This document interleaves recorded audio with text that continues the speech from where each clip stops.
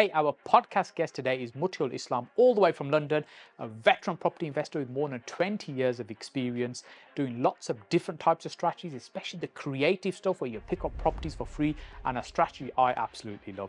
So he's sharing his knowledge, dropping some amazing gems as well. And hey, look, if you're enjoying this content, and I really appreciate you watching this channel, we're at 40,000 subscribers. What I'd like to do is for you to help me get to 50,000 subscribers. So if you are enjoying this, make sure you click that subscribe button, make it happen, and let's now get on with the podcast. I think you need to be a little bit flexible, and you have to think of why you're doing it. Yes. I'm not doing it to have lots of property. I think it's more of a lifestyle for me. I want to be comfortable. Yes. Have a bit of income, to do what I want to do, but I don't want to have so many properties that it becomes a burden, and then I can't really enjoy it. In this situation, the vendor, she was actually a remote investor. She was based in London, so she's quite close to where I am. Yeah. The issue she was having was it wasn't being managed and maintained very well. It got to the point where the tenants weren't paying. Property was in really bad state. She'd put it on the market and it wasn't selling. She'd had a buyer, they'd been messing her around. Okay. And she hadn't paid a mortgage for 12 months. Wow. Motiul, so you've been involved in property for about 20 years now, and during that time been picking up some properties for free along the way. We're going to talk more about that in a short while. But tell me, what's the typically portfolio look like for you now? What type of properties exist in your portfolio? I've got quite a mixed portfolio. I've got single lets, multi-lets, I've got blocks of flats, I've got HMOs. So yeah, it's quite a varied portfolio that I built up over that time. And how did it start? Because you've been in property quite some time. So what did the start look like? What got you into property in the first place? Okay, whilst at university, one of my friends started working at an estate agent, and I used to invest in market stallholders into their stock and paying for their plots and taking a share of their profits. He used to have a record store, and I invested with him initially. When he started as an estate agent, he was like, "You have to start in property because you'll be brilliant at it." So I listened to his advice and tried to buy 3 properties at the same time whilst at university, and I got gazumped. Right. On all 3. Oh wow! So the market must have been booming at the time. This is London? Yeah, London. Okay. We're talking about 2000, just before the 2000. So the market was really hot, really hot. I got gazumped on 3 and 4. You know what? Property is the worst thing you could do because it's the only thing I lost money in. And because you'd have paid for solicitors' fees and things at that time, even though you didn't end up with a property, you still incurred costs. Yeah, solicitors' fees, mortgage brokerage fees, everything that comes along with basically buying properties. I was losing approximately £6,000 on 3 properties. And you can imagine at the age of 19, £6,000 back then. Yes. It's probably like about £50,000 now. But yeah, back then it was a hard pill to swallow. Yes. And so when did you actually get that first property?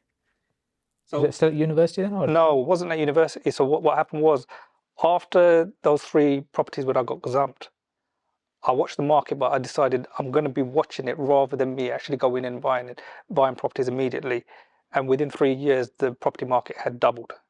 Wow. So it was really hot. And, like we always say, if only we had bought back then, it became one of those scenarios of, in hindsight, I should have just bought, but I didn't. So I just bit the bullet, and rather than buying 3 properties at once, I ended up buying my first property with 2 JV partners. So it flipped almost the opposite way around. Yeah.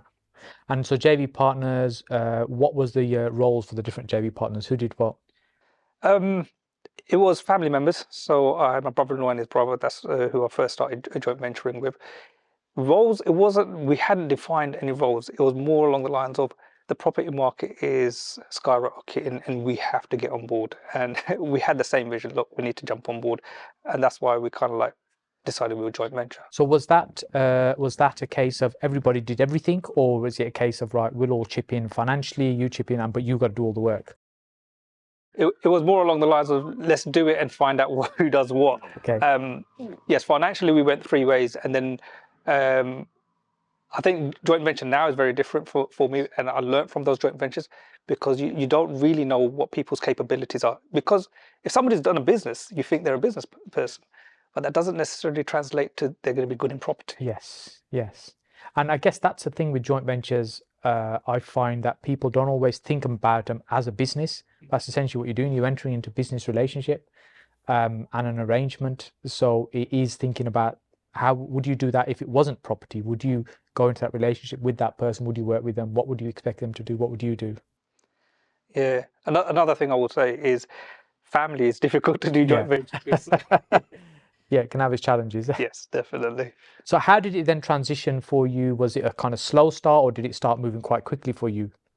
After the first property, it moved quite quickly.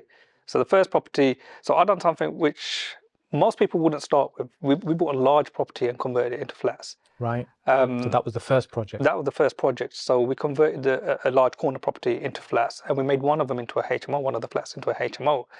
So it wasn't what everybody else in the area was doing, or most of the people that I was speaking to were doing.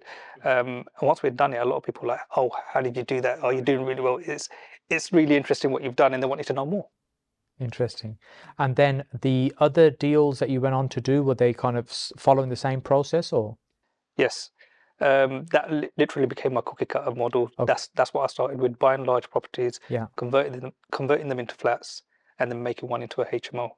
Right. So each time you'd keep one larger unit as a HMO. Yes. And the others standards kind of single flats. Yeah, most of the time. That's how we'd arrange them, as one as a HMO and the rest as single lets.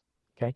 And then how has the investing evolved from that then over time? Because you did that for some time, that was a cookie cutter approach. Then how did it evolve from that? The learning, I mean, each deal, as you know, whenever you're buying property, no two deals are the same. Yes. But it's not just the property deals that ain't the same, it's the way you do it. So my second deal, for instance, I didn't have no money, but that same friend that was in the estate agent came in and said, "Look, I've seen what you've done with the first one. Congratulations. Can you do it again?" I was like, "Yeah, obviously I can do that again. That's not a problem." I didn't see the wow in it. I just thought, we done it because we wanted to make sure there was multiple income streams coming from one property. So we weren't going to have to pay the mortgage ourselves. So we were trying to reduce our risk. We were trying to de-risk it by having several rents coming in. Exactly. Yeah. So the problem, like most investors fall into, is I had no money. So how do I do the second one? So I told him, "Look, I can do it, but the problem is I don't have the money. So if you can raise the funds, I can find a property and we can do the same thing again." And his answer to that was, "Well, actually, I have somebody that has the funds just sitting there. Okay. But what you need to think about is how can you pay them back within 12 to 18 months?" So that then became a thought process, because at that time, all I was thinking of was how much rent comes in. Yes. How can I pay them from the rent? Yeah. Not thinking about how does the value or the capital value go up? Yes. How can you refinance and get the money out and pay back? So that was the next thought process, and that was a learning curve. Yes. Which once I've understood it, it led to basically buying properties with either no money left in or actually not putting any money in. Okay. Hence the picking up properties for free. Yes. So not putting any of your money into the deals or getting the money back out of those. And so has it been a continued model of, do you like to develop and keep, or have you sold along the way? Or I have sold along the way. I'm not of the mind that you have to keep all of your properties. I think you need to be a little bit flexible, and you have to think of why you're doing it. Yes. I'm not doing it to have lots of property. I think it's more of a lifestyle for me. I want to be comfortable. Yes. Have a bit of income, to do what I want to do, but I don't want to have so many properties that it becomes a burden, and then I can't really enjoy it. Yeah, it can be very addictive, property, and lots of people I speak to, once it gets started, they understand and they build some momentum, buying 1, 2, 3 properties, however they're doing that. It becomes very addictive. You're constantly seeing deals, you're seeing the opportunities, you see how you can make money with a property, and you just don't want to stop. And as you said, it can almost become a bit of a burden when you are dealing with so many different properties, tenants, managing those, managing trades, and everything that comes with it. Yeah, definitely. And if you were selling, what is the type of deal that works really well for you? What type of thing do you like to sell? I'm comfortable with selling anything. It depends on what you're getting. So it's the opportunity cost. If I'm selling a property, what am I going to do with the money that I'm getting from it? Is it going to go into another deal? Am I going to use it for something else? What's the purpose? So really, it depends on the opportunity cost. Yeah. And you've over time moved away from just doing stuff in London? Yes. How did that come about? So what was the transition from doing stuff just locally to actually we can do stuff way further away from where we are? Yeah, so initially it was London and the surrounding. That was more based around, do I have somebody on the ground? Do I know that I can let it out and give it to an agent or somebody that can manage it on my behalf? That's how it initially started. As time has gone by, I've tried to figure out how to de-risk things. And one of the things I do is remotely invest, but incentivize somebody else to actually come on board. So that way I can invest anywhere rather than just being in London. So I do invest up north. I invest in Sunderland, Doncaster, Northampton, and many other places. But that's usually with other joint venture partners. Okay. So it's having a partner or a junior partner involved, so that takes away some of the risk element. And I guess that's the reason that we've not really ventured away from the West Midlands. We're always stuck to doing stuff in the West Midlands. We can get to it easy. Our teams can deal with things. You know, we can be hands-on if we need to. And the reality is we're fairly hands-off in terms of the way we work. Sometimes we'll have sites running and I've barely visited it in many weeks, and that's not unusual. And so we could probably do something further afield, but you get into a little routine of doing things locally. You think, actually, we don't need to go further afield to do that. But it's always intrigues me how people manage sites and projects that are 100, 200 miles away. And so, I like the idea of having partners on board. So you've started doing more creative deals, well, literally from the second deal onwards, or what we call creative, where you're thinking outside the box.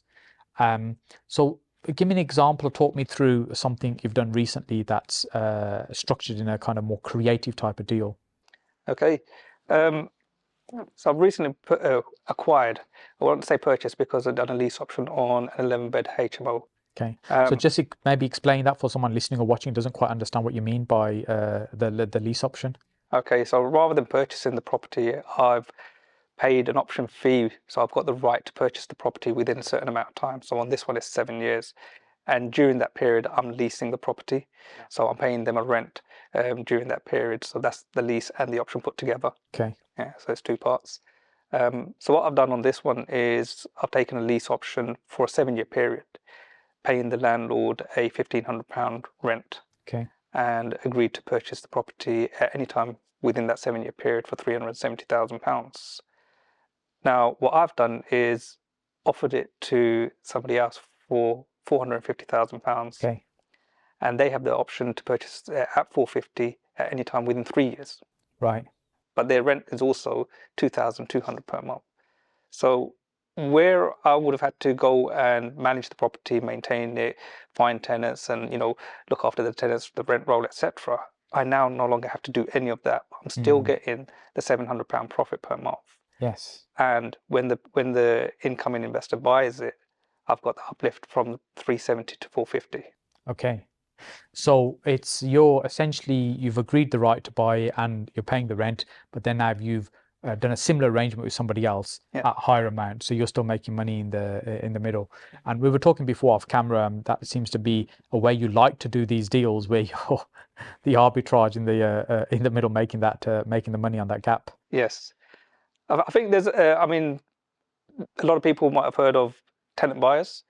This is maybe taking that to the next level up, because one tenant buyer can only buy one property. Yes. And this model is, if you have what I call management buyers, they can buy multiple properties. So you don't need to find multiple tenant buyers. You just need to find one person or one company that wants to grow. Yes.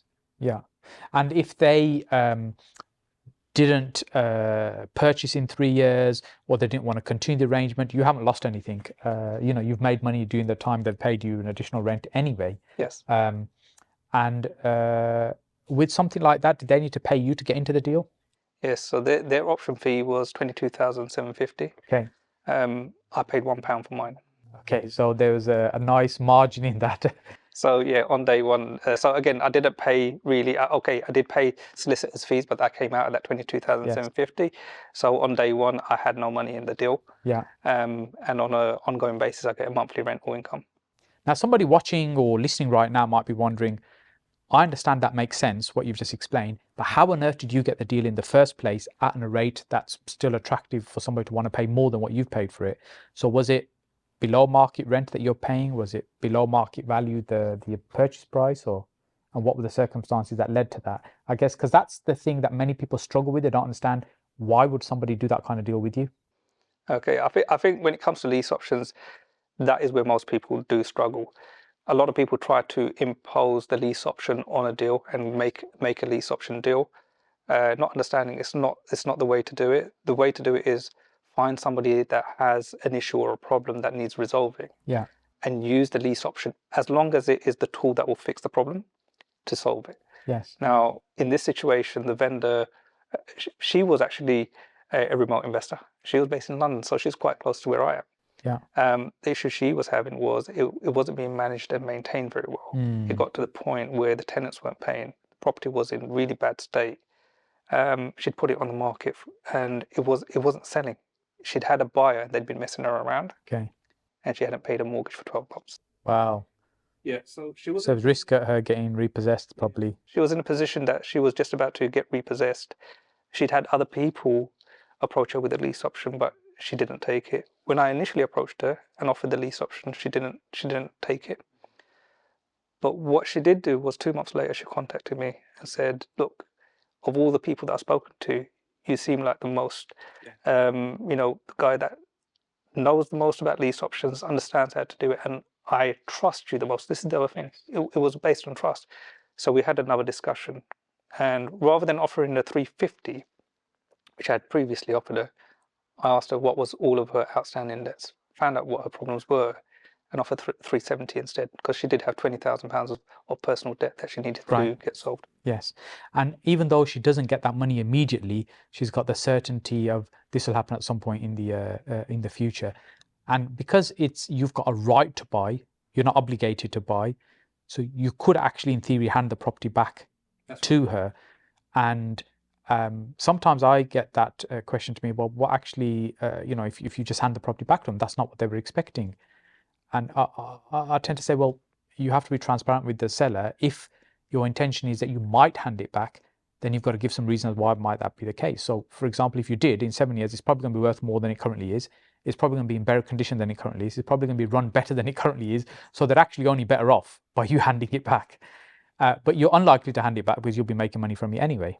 Very unlikely to hand it back. We've had a valuation done on it. We've recapitalized her mortgage and got a new product as well. So we've got a 5-year fix for her. And on the reval, it came in at over 580. So immediately we know it's a good deal. There is no reason not to go ahead to purchase it. Yes. So just to fill in the gaps for somebody who may not fully follow what we've just said, when it says recapitalize, it effectively that 12 months of non-paid mortgages, that's been added on to her debt that she had, and the debt's being swapped with a new mortgage product that she now has. So she still owns the property, she still has a mortgage now, it's a different mortgage, it's tied up the mess that was there, and you're effectively renting it from her. You've improved the property, but you've got a fixed locked in price now. Yes. The other thing about recapitalization was it resolves all of the issues she was having with her own credit rating, because she was behind on payments. Now she's all up to date. Everything is all back up to date. Yes, she has missed payments, but now she's not missing any more payments. So yeah, it's helped her. It's improving her credit file now as well, because things are kind of back on track. That's right. Yeah, and I think I love these kind of deals, because you really have to think about the seller and understand the seller. Whereas in property, often we are just obsessed about the property itself. What can I do with it? How much money can I make? What's in it for me? I want this. This is how I want the deal. I think that's great, but why is the seller going to want to give you that deal in the way you want it? What's in it for them? Why would they want to do that? Yeah. And with deals like this, how do you normally go about finding them? What methods do you use to find people who'd be willing to have these kind of conversations? I find it's more from networking, agents that you know, where you built up that relationship. It doesn't come from just walking into an estate agent and saying, I can do this, and they give it to you. It rarely happens like that. It does take time. People really do need to see what you can do before they're going to offer you those types of deals, because they're usually time critical. They're usually, somebody's in a position, and if an agent doesn't know that you can solve that problem, they're not going to really come to you. They're going to go to the person that they know that can solve that problem. Yes. And with an estate agent, generally when they're listing properties for sale, they are focused on the property as well. i.e. how much is the property, what's the condition, and etc., the rents, blah, blah, blah. What they are often not doing is understanding the seller's circumstances. So it may even be an estate agent is unaware of some of these things. Some might be ones who are taking some time to understand that, but many won't be. So it's not unusual for an agent not to be aware that the seller's having these problems, because the sellers may not openly tell them, and the agent hasn't asked the question because they don't feel it's relevant. A lot of the times the agents are trying to get the highest price for the vendor, and it's not always the price that they're after. So the agents, a lot of the time, because the higher the price that they're going to get, the higher the commission they're going to get. So sometimes you have to work out what is it that is incentivizing the agent. Is there something else that you can do so that you can still do the deal, but they still get paid? Yes. So I do have ways to incentivize agents as well, so Yes. that they're not going to lose out because they're offering me the property Yes. at a lower price to somebody else. Yeah, you know, you can't make a statement like that without giving us a little clue of what kind of incentives. It's not like brown envelopes or anything like that. I'm glad to hear it. Look, if you do speak to an agent and say, look, I can offer a lower amount. Let's just say, for argument's sake, it's £50,000. Now they're thinking, why would I give it to you? Because if I can find another person that's going to pay £50,000 more, my commission is higher. Yeah. Right? Tell them straight up, look, don't worry, whatever the difference is, whatever you would lose in commission, I'll pay the difference. So you are now incentivized to just get the property sold to help the vendor.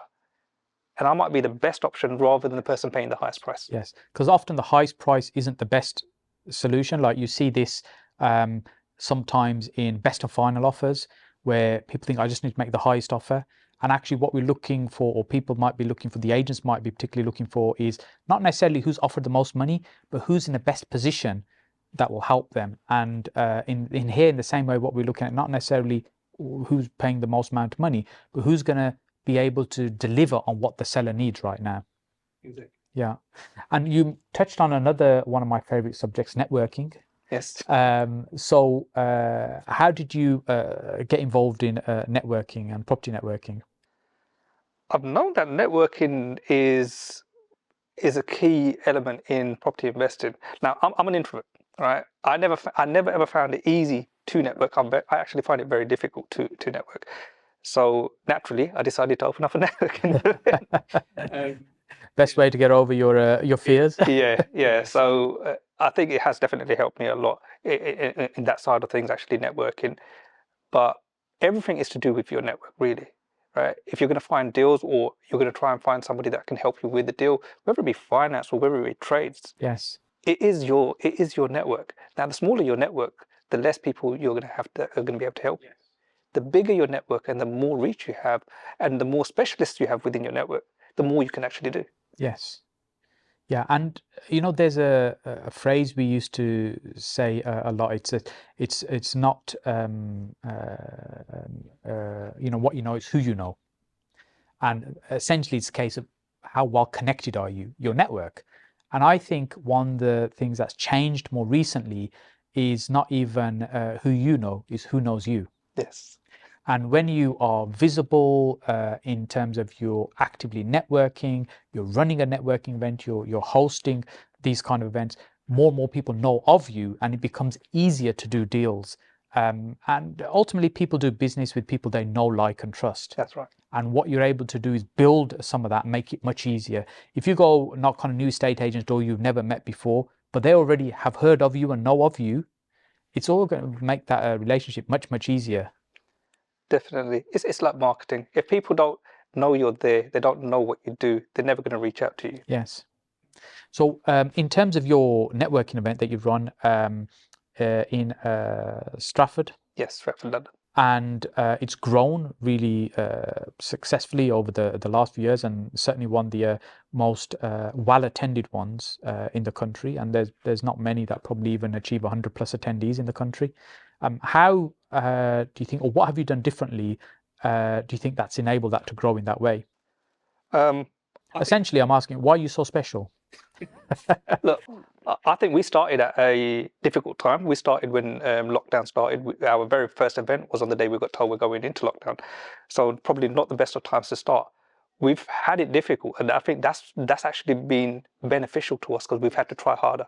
So during lockdown, we were online and we were consistent. we were trying to see what people needed and trying to help getting the right speakers, seeing what people needed and trying to get those speakers in to actually help them out. And then once we went back to in-person events, we went to hybrid. So we were still servicing the people that wanted to join us online. And that was one of the things that was quite different to most of the other networking events. A lot of people have tried it, and I think we have got it to a point where it works really well, and it works really smoothly. And that's the bit where we've maybe been a little bit different, and people have tried us online and then come in person because they've seen how the ambience in the room is, Yes. the connections that are being made, and they feel a little bit of FOMO left out, and then they come and join us. Yes. And so you still run the hybrid event, so you still do in person and online as well? Yeah. And so if somebody wants to learn more about that event or find out, what's the best way to do that? Yeah, online you can just go online, ppnstratford.co.uk.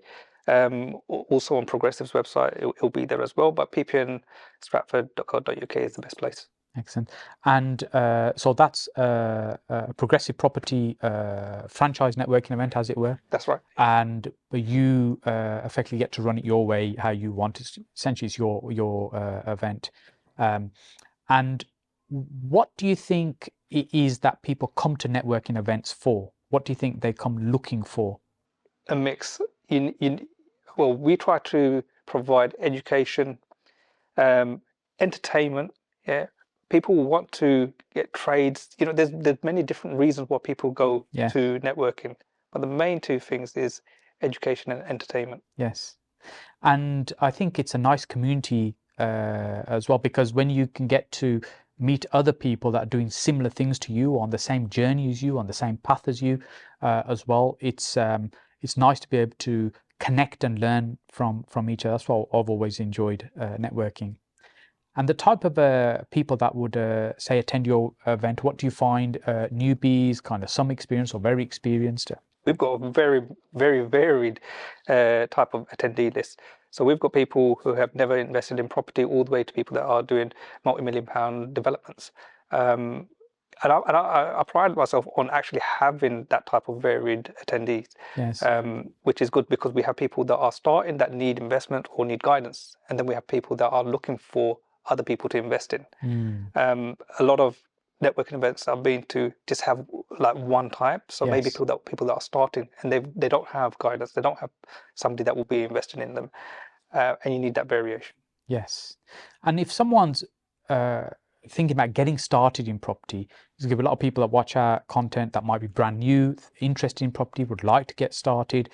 And again, we have some people that have some experience and some very experienced as well. But people that may be thinking about getting started, what would you say the opportunities are in the market right now for somebody looking to get their foot on the property ladder, the property investing ladder? When somebody's starting, I think everybody's different. So I wouldn't give the same advice to every single person. Depending on how much time you have, how much funds you have, and what your background and experience is, there's a different opportunity for you. Now, depending, when you put those three together, you might start off with something like rent to rent if you don't have much funds. If you already have funds, you might go straight into flipping. If your knowledge base is a little bit more advanced, you might go into developments, etc. So it really does depend on what your background is, how much funds you have, and how much time you have to deploy. Interesting. And what type of deals are you looking at yourself at the moment? What type of projects have you got in the pipeline, stuff that you're working on, or stuff that you're looking for right now? At the moment, I'm doing a few title splits. So I'm looking for blocks of flats to do title splits on. My bread and butter is creative strategies. So lease options, vendor finance, these are the types of deals I like. Portfolios. I am starting to do land deals as well, but my bread and butter is the creative lease options, blocks of flats, and portfolios. And with title splitting, so let's talk about some of those. So with the title split, talk through where you create the value in the deal for yourself. Interesting, very good. That's a brilliant question. There's stages of title split. Now, a lot of the time when somebody says title splitting, they're thinking taking a block and then converting it into flats. That is the conversion stage, right? The title splitting is the paperwork of actually splitting the title, creating leases, yes, so that the flats can be sold individually. When you have a block of flats, let's just say we have a block of 4 flats. Those 4 flats can't be sold individually. So very rarely are you going to buy a flat with 3 other individuals. Yes. You're going to want to buy it on your own. So those flats can only be sold to investors. Who will buy a block of 4. Block of 4. And the number of investors is fewer than those who would want to buy a single unit. Exactly. On top of that, they can only buy it with commercial finance. They won't be able to get, they usually won't be able to get buy-to-let mortgages. Somebody coming in as a first-time buyer or for their residential property, they won't be able to get a mortgage because it's not got a lease on it. Now, what we do when we come in and do the title split is we create the leases, do the title plans, register it with land registry. Now, those flats are able to be sold individually. They can be mortgaged individually. Now your market has suddenly expanded. You can sell it to buy-to-let investors. You can sell it to first-time buyers or house movers. Now your market is so much greater, and for that reason, the value goes up. Yes. And it doesn't go up everywhere, so you have to do your numbers and make sure that's the case. And it's only worthwhile if, by doing the title split, the value goes up. Yes. So you could be in a low value area where you've got, say, 4 apartments, but breaking them up and selling them off individually, there might be the properties are low value, they may not be mortgageable at those kind of figures. It might be the cost of the legals is too high and it's just not viable to do that. Yeah. What would you say is the 2 or 3 things that really make it work when you're looking at a title split? The difference between the whole and the sum of the divided. So if you break up value, what they're worth individually. So let's say they had 4 units that were worth £100,000 individually each. So that's £400,000. So you need to be purchasing the whole block for less than the 400 to make it viable to break it up at 400. Yeah, I would, if it's been sold as 4 flats at 100,000 individually, I'd be looking at 300,000 is where I'd want to be. Okay, and when you are looking at splitting up those kind of properties, do you do any more work value add, or do you just like to do the paper exercise?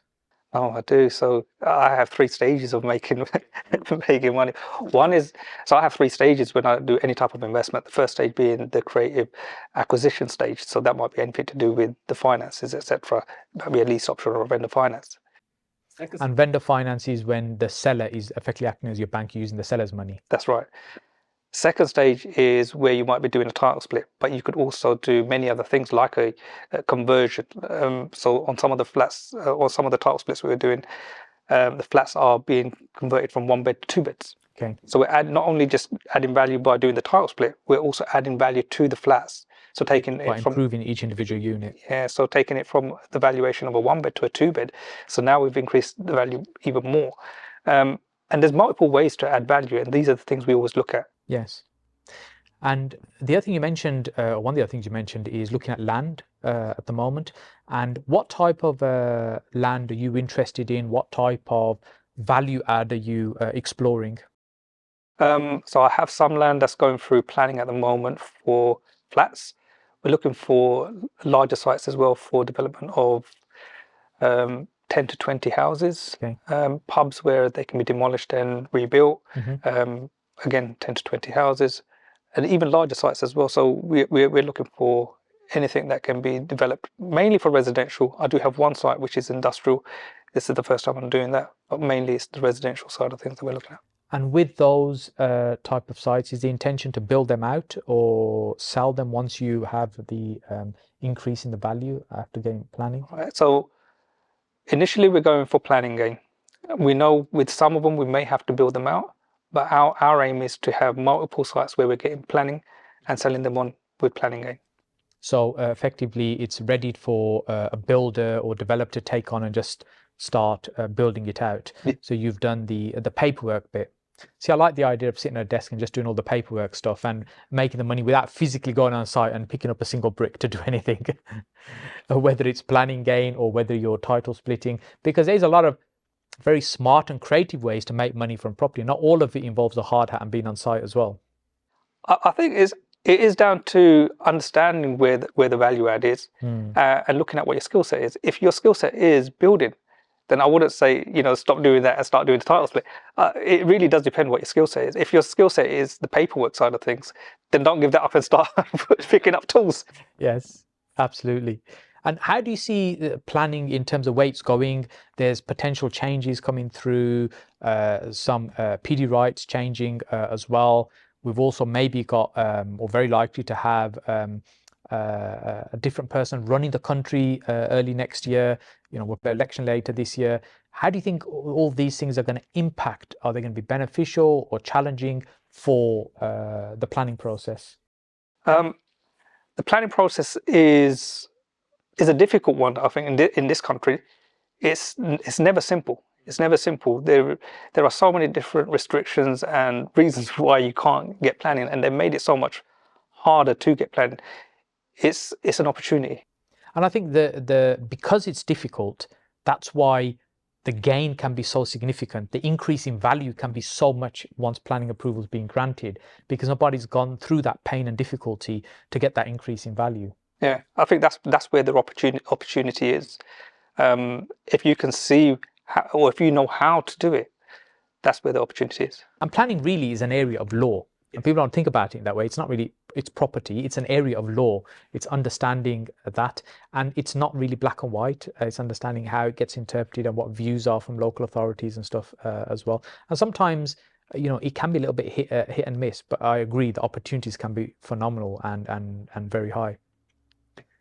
And what other type of strategies do you think are kind of big opportunities for the next year, 2 years? I think the next 2 years, lease options, and with portfolios, vendor finance. Yes, definitely. Yeah. And so when I first got started 17, 18 years ago, at the beginning, we started doing some lease options. And at the time, I was just picking up deals wherever we could pick them up. And, looking back, I was thinking, why on earth did we do that deal? Yeah, they're great. It's because we got the keys for free. Somebody gave us the keys and we just took it on. But over time, some of those made us some really good money, those properties. But I went through a phase where we did a lot of those and then it just went quiet. The market conditions changed. And what I found was that actually sellers weren't being as flexible to be able to get those type of deals. And we kind of just left it on the back burner. But I agree, over the last year or so, we're starting to see more opportunities again where we can start doing these type of more creative deals. And I agree with you. I think the time is now for these type of strategies to work really well, because some people finding it difficult to sell or get what they want. And this is a nice way for structuring deals, particularly for us as investors, and it helps the sellers get out of certain deals they might be stuck with. I think there was a 10-year period when it was low interest rates. A lot of investors, a lot of landlords were able to just weather it out. Yeah. A lot of them at this stage, they're not able to refinance onto better rates. They're stuck. Yes. Some of them got CGT issues. A lot of them, they're paying more in tax than what they're actually receiving in rent after they've paid their mortgage. So there are opportunities if you can find a solution for them. Yes. Let's break some of those things down. So, for example, there are some landlords now who've had property for quite a long time, and they are actually losing money every year on their portfolio. So explain kind of how that works for somebody thinking, how does that make sense? Yeah, no.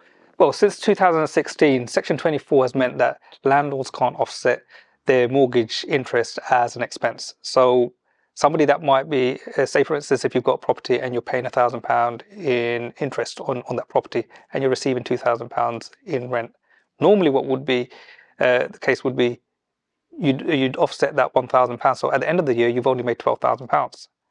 At this moment in time, you've made £24,000. Yeah. Now, if that interest rate goes up, which it has for many landlords, because interest rates have been going up for the last 18, 24 months, yes, they're now paying close to £2,000, and that's seen as an income. And if you're a 40% rate taxpayer, you're then going to have to pay £800 tax on that £2,000 per month. Yes. And potentially you didn't make a single penny in profit. So you've collected all this rent, but because the amount of tax you now need to pay, you can end up in a net negative situation where actually you're not making any money. Yes. And that's what's also then leading to some landlords thinking, hang on a minute, maybe it's time to get out of this business. That is the case for most, because most landlords, don't have a massive portfolio. Most landlords have 1 to 5 properties. And most of those landlords have bought previously as a pension in their own name. Yes. And those are the landlords that are getting affected. So the ones that are selling up are usually the ones that are affected by Section 24 because they bought it as a pension. And I know quite a lot of landlords in this situation, and they just have to sell up because it's no longer viable. And so the Tory parties always, in the past, were landlord friendly. Mm. But that seems to have changed in the last few years. There's a lot of things happening that are really anti-landlord and driving landlords out of business or pushing them out of the sector. Why do you think we've not got any political party who has any real interest in landlords? We're easy to bash. It's easy to say to voters, look, we're going after landlords, we're doing this, we're doing that. But if you look at everything that they have imposed on landlords, the people that end up paying for it are the tenants. Yes. So it's not the landlords that are always great. Look, there are good and there are bad landlords. I'm not going to say that there's no bad landlords at all. But it's not the landlords that are always increasing the rent because they just want to get more money out of the tenants. When you have things like Section 24, when you have licensing, when you have all of these other measures imposed on landlords, they are going to basically trickle down effect. Yeah, pass it on to their tenants. Yes. So every time a tenant thinks, okay, I'm going to vote for this party because they're going to sting the landlords, it's actually not working in their favor. It's actually working against them. Yeah, it's backfiring. And when you think about what's happened to rents over the last year and a half, they've increased massively in many places. So someone even renting right now, I think my rent's gone up quite a bit. Or as a landlord, you think, well, rents are considerably more than they were, say 2 years ago. And some of that is because of these policies we're talking about that have had that impact. And landlords can't absorb all those costs, so they get passed back down, and so the rents go back up. And then you've got landlords leaving the market, thinking, like portfolio landlords thinking, okay, I've got 3, 4, 5 properties. I've been doing this for 25, 30, 40 years. It's not viable anymore. I just want to get out of the business. I want to sell and get out. So that all that rental stock is being removed. Yes, there is probably some new rental stock coming in, but there seems to be more leaving the market than coming in. And then basic economics, supply and demand, there's still healthy demand for rental accommodation, but there's less supply, rent is going to go up. And as you said, at the end of the day, it's a tenant that suffered. Yes. In that situation, but it wins votes. Yes. The other thing you do need to consider is what's happened with interest rates over the last few years. Interest rates for a long time were sitting at 0.1, 0.5. Over the last 2 years, it's now sitting at 5.25. Most landlords, their mortgages have either doubled or tripled. Yes. And most rents haven't doubled or tripled. So although rents have gone up, it still hasn't trickled down yet. So yes, you can still expect rents to go up even further. Yeah.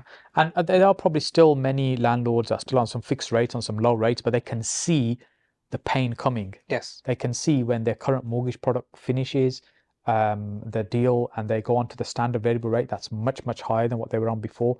And as you also touched on, some of them are not able to refinance. Yes. Because maybe rental coverage and stuff. So do you want to elaborate a little bit more about that, sort of explain why that's the case? Yeah, because as a buy-to-let landlord, whenever you go to take out finance, there needs to be a certain amount of rental coverage. So for instance, if your mortgage is £1,000, your rent needs to be a minimum of, say, 1,400. Now, if your rent is still at £1,000, you can't get a mortgage or refinance because your rent hasn't gone up. If in the area you are, the market rate hasn't gone up, then you can't raise your rents to those sorts of levels. So then you're stuck. Yeah. So they've fallen into a trap where they can't change the mortgage to a different lower rate because they can't borrow as much money. Yeah. Because the rates are too high, the interest rates are too high, and the mortgage won't, the rent won't cover enough for them to be able to borrow enough money to pay the current mortgage. So they fall into this trap, and then, as you said, that's another reason why some people want to sell. Yeah. So you touched on vendor finance as well. So give us maybe an example of a deal how vendor finance has worked for the seller and worked for you as well. Okay, so we're doing one right now. Again, this is a title split on a block of flats. What we've agreed with the vendor is we're going to exchange and complete on the property. We're going to do the title split on day one.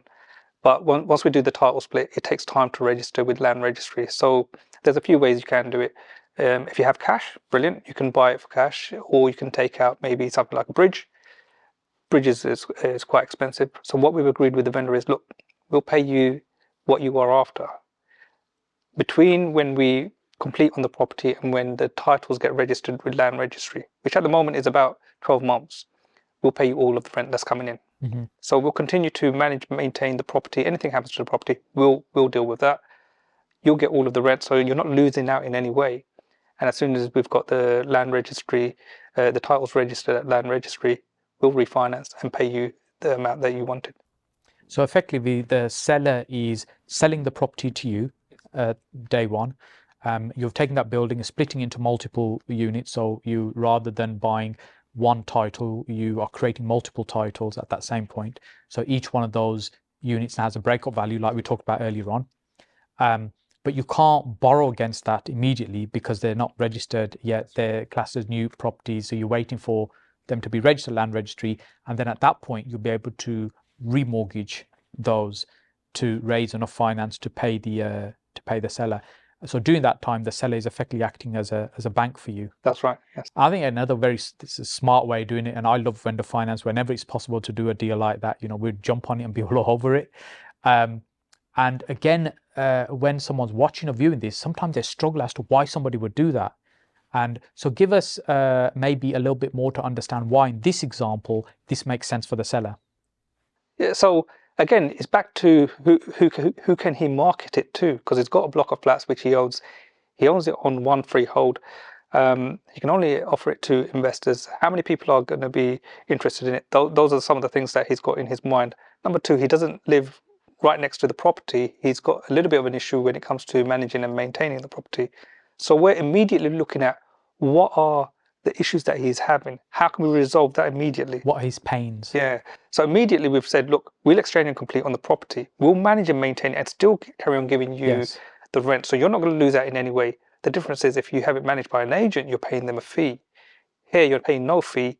And in return, what we'll do is pay you your asking price, but at a later stage. And you know the reason, or you know how we're going to actually finance. Yes. And he's happy and comfortable with that because it meets all of his requirements, and he's no longer got his headache that it works for them. Yeah. And like us, you also have students that you help and mentor as well. And give an example of kind of deals maybe one of the students, your students are doing. So actually, the 11-bed HMO that I spoke about was one of my mentees when. Where I was actually explaining to him how to do lease options, and I was going through it on a live case, and he offered to buy that deal. So I ended up saying, you know what, if you are definitely interested, I'd offer it to you. So on that one, again, as I said, I bought that I paid an option fee of £1, and for him, he's paid 22,750. We've had that already refinanced, and the vendor, when we've done it with the vendor, the valuation came in at above 580. When he comes to purchase that property, it will almost be no money down for him as well. Fantastic. Because he's got a purchase price of 450. Yes. And a valuation above 580. And in those 3 years, he's got the opportunity to build up the capital because his rental income is £6,000 per month. Wow. Right. So from that, he'll have quite a bit saved up to be able to put towards the deposit. Yeah. So it works for him in terms of, or even though he's paying you significantly more, there's an increase in value. He's making money, you're making money, the landlord's happy as well, the seller, in terms of this deal. Yeah. Makes sense. It's always got to be a win-win, but in this one, it's a win-win-win. Yes. So Motiul, I've really enjoyed this conversation. We could talk about this for hours. Many of my favorite topics, creative deals, thinking outside the box, networking, all the kind of things I love. What's the best way for people to connect with you and reach out to you if they want to speak to you? Social media, connect with me on Facebook, send me a message on Messenger. Happy to, connect with anyone. Fantastic. And what's your Facebook connection, name, handle, whatever you want to call it? Yeah, so it's just my name, Motiul Islam. So yeah, just search. Fantastic. We'll put that up on the screen as well. Thank you so much. It's been such a pleasure. Thank you. Speak soon. Thank you.